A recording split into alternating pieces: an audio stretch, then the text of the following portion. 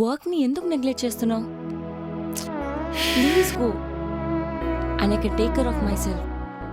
తప్పదా? Yes I can. నీకోసం. Okay సరే, టేక్ కేర్. యా అటు ఇటు. బట్టలు మార్చుకుంటా ఇలాగే ఆఫీస్కి వెళ్తే తన్ని పంపిస్తారు. ఓ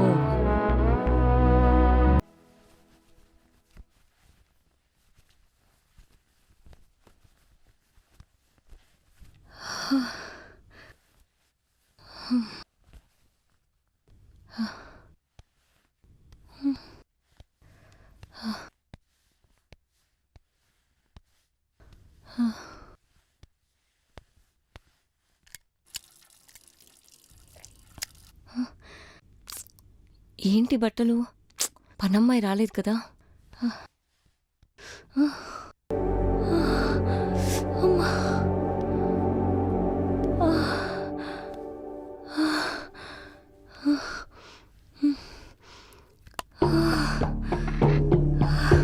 hello Bharat, please pickup the call. Pickup the call. Please pickup the call.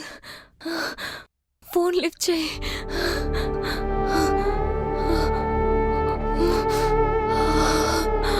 Please.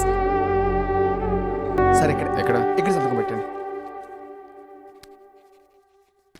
అమ్మయ్యా, ఓకే నెక్స్ట్. అయిపోయింది సార్. అయిపోయిందా? అయిపోయింది సార్. ఇంత చిన్న తొక్కలో సంతకం కోసం 30 కిలోమీటర్ దూరం నుంచి పిలిపించావా? అది ఈ టైంలో?